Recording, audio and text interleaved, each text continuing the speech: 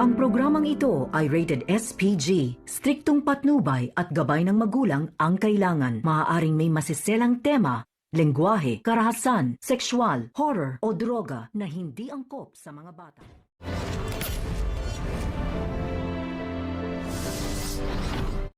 Nagulat na lamang itong si Punggay nang makita itong si Tanggol at dito na nga ay hindi nga ito makapaniwala na si Tanggol pala ang tumulong sa kanya.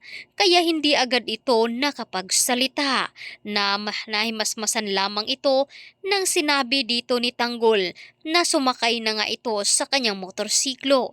Wala na ngang nagawa pa itong si Punggay kundi ang dali-daling sumakay dahil hinahabol nga sila ng maraming kalaban.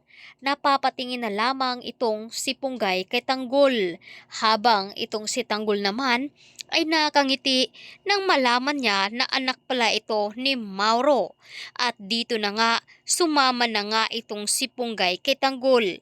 At dito na nga dinala ni Tanggol si Punggay kung saan nga ang hideout nila kung dito nga sila nagtatago. Nagulat naman si Mang Andoy dahil bigla nga daw may kasamang angel itong si Tanggol. Kaya naman sinabi agad dito ni Punggay na sumama lamang daw ito dahil pinasakay siya dito ni Tanggol. Nagpaliwanag din naman itong si Tanggol. Sinabi niya na tinulungan lamang siya nito, ngunit hindi naman daw humingi ng tulong itong si Punggay at pilit nga daw nitong pinapasakay sa kanyang motorsiklo. At dito na nga nagtatalo ang dalawa. Sinabi pa dito ni Punggay na huhulihin niya daw itong si Tanggol. Hindi naman natakot itong si Tanggol, bagkus ay sinabi niya dito na hulihin niya kung kaya niya daw itong hulihin.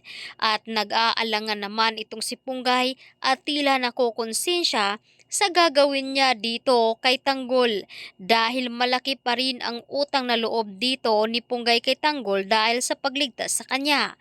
Sa kabilang banda naman kung saan nagkausap at nagkasama na si Ramon at si General Rivas.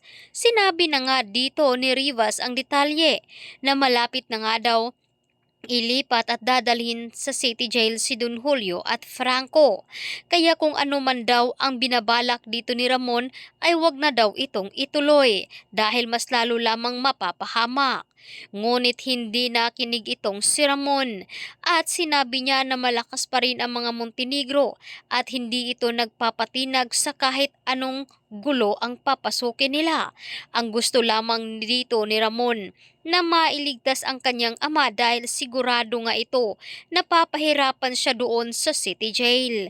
Kaya dito na nga walang magawa itong si Rivas kundi ang sumunod na lamang sa kagustuhan ni Ramon upang mailigtas nga dito ang kanyang ama na si Don Julio.